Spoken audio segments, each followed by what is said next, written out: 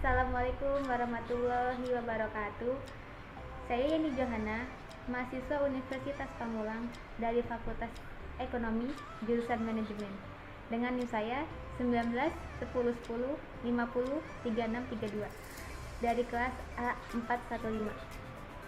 Pada video ini, saya berkesempatan untuk menjelaskan materi dari mata kuliah Manajemen Keuangan yang diampu oleh Ibu dosen Bu Nurwita.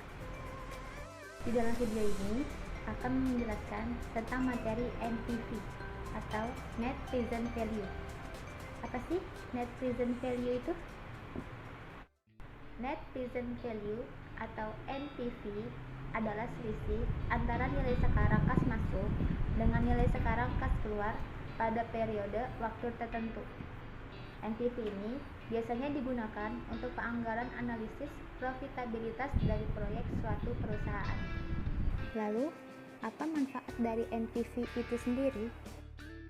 Manfaat NPV yang pertama adalah untuk mengukur kemampuan dan peluang sebuah perusahaan dalam menjalankan investasinya hingga beberapa tahun yang akan datang. Lalu yang kedua, untuk memproyeksi investasi yang sedang berjalan. Apakah investasi yang dijalankan mendatangkan untung atau rugi? Dan yang ketiga, sebagai bahan pertimbangan untuk menentukan investasi mana yang lebih besar mendatangkan keuntungan untuk perusahaan tersebut. Lalu, bagaimana cara menghitung net present value? Sebelum tahu cara menghitung net present value, kita harus tahu dulu arti dari perhitungan net present value. Bagaimana caranya?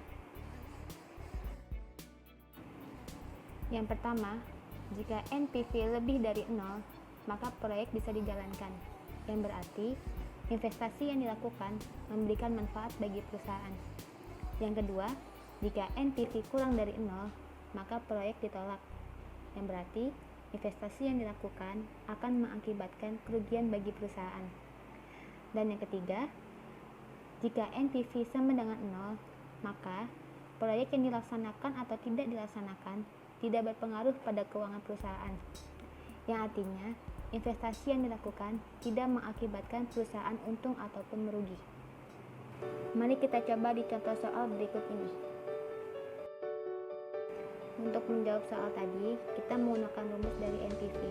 Rumusnya adalah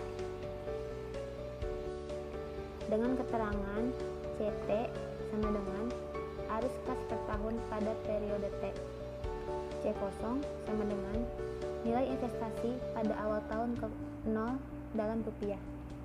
Dan yang R, suku bunga atau discount rate dalam persen. Dan ini adalah jawaban dari contoh soal berikut. Dari hasil tersebut membuktikan bahwa net present value lebih dari 0, yang berarti proyek bisa dijalankan dan investasi yang dilakukan memberikan manfaat bagi perusahaan. Demikian penjelasan tentang materi net present value pada mata kuliah Manajemen Keuangan. Kurang lebihnya mohon maaf.